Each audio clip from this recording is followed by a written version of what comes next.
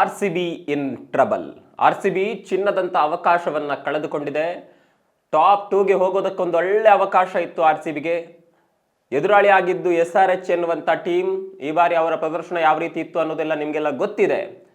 ಇಂತಹ ತಂಡದ ಎದುರು RCBಗೆ ಗೆಲ್ಲೋದಕ್ಕೆ ಒಳ್ಳೆ ಅವಕಾಶ ಇತ್ತು. ಆದರೆ ಆ ಚಿನ್ನದಂತ ಅವಕಾಶವನ್ನ RCB ತಂಡ ಕಳೆದುಕೊಂಡಿದೆ. ಈ ಮೂಲಕ ಟಾಪ್ 2ಗೆ ಹೋಗುವಂತಹ ಆ ದೊಡ್ಡ ಅವಕಾಶ RCBಯ ಕೈ ತಪ್ಪುವ ಸಾಧ್ಯತೆ ಇದೆ. RCBಗೆ ಇನ್ನು ಉಳಿದಿರೋದು ಕೇವಲ ಒಂದು ಮ್ಯಾಚ್ ಮಾತ್ರ. ಪಂಜಾಬ್ಗೆ 2 ಮ್ಯಾಚ್ ಇದೆ. ಮತ್ತೊಂದು ಕಡೆ GTಗೆ 1 ಮ್ಯಾಚ್ ಇದೆ.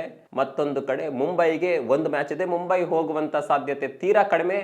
ಕೊನೆ ಕ್ಷಣದಲ್ಲಿ ಬದಲಾವಣೆಗಳು ಆಗಬಹುದು. ಆದರೆ ಇಬ್ಬರಿಗೆ ಅವಕಾಶ ಇದೆ. ಒಂದು ಗುಜರಾತ್ ಟೈಟನ್ಸ್ಗೆ 1 ಪಂದ್ಯವನ್ನ ಗೆದ್ರೆ ಖಂಡಿತವಾಗಿಯೂ ಅವರು ಟಾಪ್ 2 ಅಲ್ಲಿ ಇರ್ತಾರೆ. ಮತ್ತೊಂದು ಕಡೆ ಪಂಜಾಬ್ಗೆ ಕೂಡ 2 ಪಂದ್ಯಗಳಿದೆ. 2 ಪಂದ್ಯಗಳನ್ನ ಗೆದ್ರೆ ಅವರು ಕೂಡ ಟಾಪ್ 2ಗೆ ಹೋಗ್ತಾರೆ. ಹಾಗಾದರೆ RCBಯ ಸೋಲಿಗೆ ಕಾರಣ ಏನು ಅಂತ ಕೇಳಿದ್ರೆ 20 ದಿನಗಳ ನಂತರ ಆಡಿದಂತಹ ಪಂದ್ಯ. ಹೌದು, RCB ಈ ಹಿಂದೆ ಮ್ಯಾಚ್ ಆಡಿ 20 ದಿನಗಳಾಗಿದೆ. ಆ 20 ದಿನಗಳ ಗ್ಯಾಪ್ ಇದೆಯಲ್ಲ, ಅದು ಖಂಡಿತವಾಗಿಯೂ RCBಗೆ ಒಂದು ರೀತಿ ಮುಳುವಾಗಿದೆ ಅಂದ್ರೂ ತಪ್ಪಾಗೋದಿಲ್ಲ. ಮೊಮೆಂಟಮ್ ಖಂಡಿತವಾಗಿಯೂ ಶಿಫ್ಟ್ ಆಗಿದೆ. ನಿಮ್ಮ ಪ್ರಕಾರ RCBಗೆ ಕೊನೆ ಹಂತದಲ್ಲಿ ಅವಕಾಶಗಳು ಸಿಗಬಹುದಾ? RCB ಟಾಪ್ 2ನಲ್ಲಿ ಸ್ಥಾನ ಪಡಿಬಹುದಾ? ಕಾಮೆಂಟ್ ಮಾಡಿ.